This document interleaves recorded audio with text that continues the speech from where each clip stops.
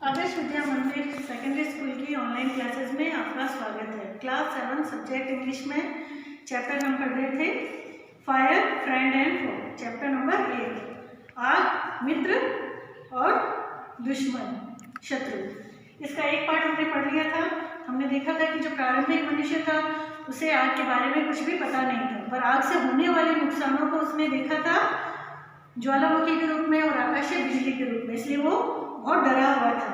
परंतु बाद में मनुष्य ने आग के यूज को समझा। मनुष्य को पता चला कि जो आग है ये एक केमिकल रिएक्शन है। इसके आगे का हम पढ़ेंगे। 3 things are needed to make fire, कि आग को बनाने के लिए 3 चीज़ों की आवश्यकता होती है: फ्यूल, ऑक्सीजन एंड हीट। ईंधन, ऑक्सीजन और ऊष्मा। Wood, coal, cooking gas and petrol are some example of fuel. लकड़ी, कोयला, कुकिंग गैस घरेलू जो गैस है वो, और पेट्रोल ईंधन के कुछ उदाहरण हैं। Oxygen comes from the air, oxygen तो हमें हवा से मिल जाती है। That is why when you blow on smouldering paper it often burst into flame. इसी की वजह से जब आप एक सुलगते हुए पेपर को हवा मारते हैं तो उसमें से तेजी से लपटें निकलने लगती है। The third thing needed to make fire is heat. तीसरी चीज जो आग को जलाने के लिए जरूरी है वह है ऊष्मा। Fuel and oxygen do not make fire by themselves. ईंधन और ऑक्सीजन अपने आप आग को नहीं बना सकते।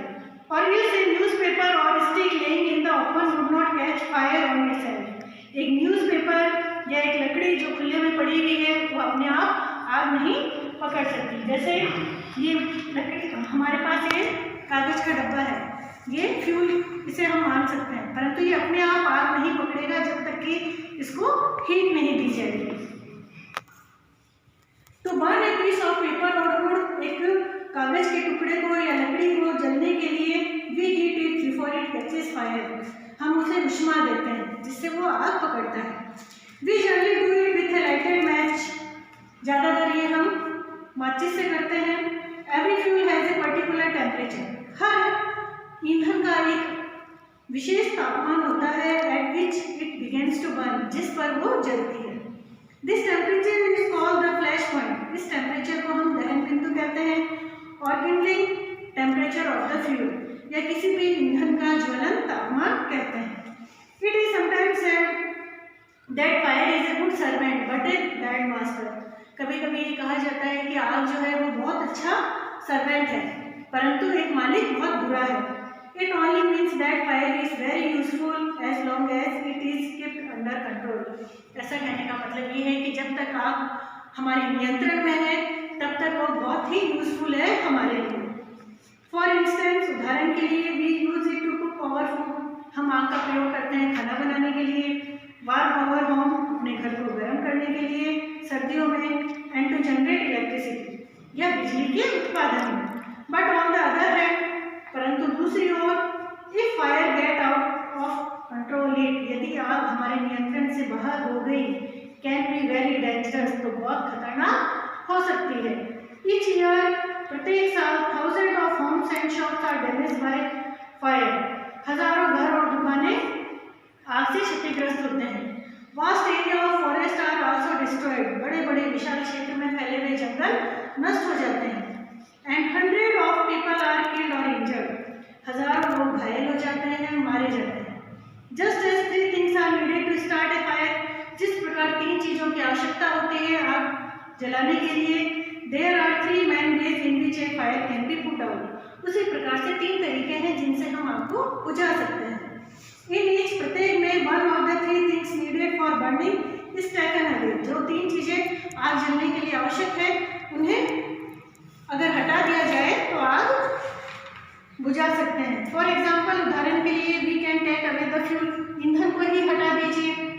If the fire has no fuel to feed on, अगर आग ईंधन नहीं मिलेगा आग को, no burning can take place, तो आग नहीं जलेगी। We often lets a fire die out simply by not adding more fuel to it. ज़्यादातर हम आग को बुझाते हैं जब हम ईंधन को वहाँ से हटा लेते हैं। जैसे कि आपने गाँव में देखा होगा, घरों में खाना बनाते समय जैसे जैसे उसमें लकड़ी आगे डालते जाते हैं, आग जलती जाती है, और जब खाना पूरा पक जाता है तो लकड़ियों को बाहर निकाल लिया जाता है।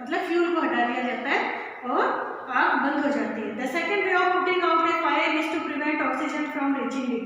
दूसरा तरीका है कि ऑक्सीजन को आग तक पहुंचने से रोक दिया जाए। No supply of oxygen means no fire. Oxygen की सप्लाई का नहीं पहुंचने का मतलब है वहाँ आग नहीं है। Small fire can be put out और स्मोदर्ड विथ ए डैम्प ब्लैंकेट और ए सिल्क। छोटी सी अगर आग जली हुई है तो आप उस पर गीला कंबल डाल दोगे तो वो आग बुझ जाएगी। This stop oxygen reaching the burning material, क्योंकि ये ऑक्सीजन की सप्लाई को रोक देती है जलती हुई वस्तु के पास पहुंचने से। समटाइम्स कभी कभी carbon dioxide is used to extinguish fire. Carbon dioxide का यूज किया जाता है आग को बुझाने के लिए। It does not allow oxygen to reach the burning material, क्योंकि जो कार्बन डाइऑक्साइड है वो ऑक्सीजन को पहुंचने नहीं देती है जलती हुई वस्तु के पास। The third way of putting off fire is to remove the heat. तीसरी चीज है ऊष्मा को उसके पास पहुंचने से रोकना।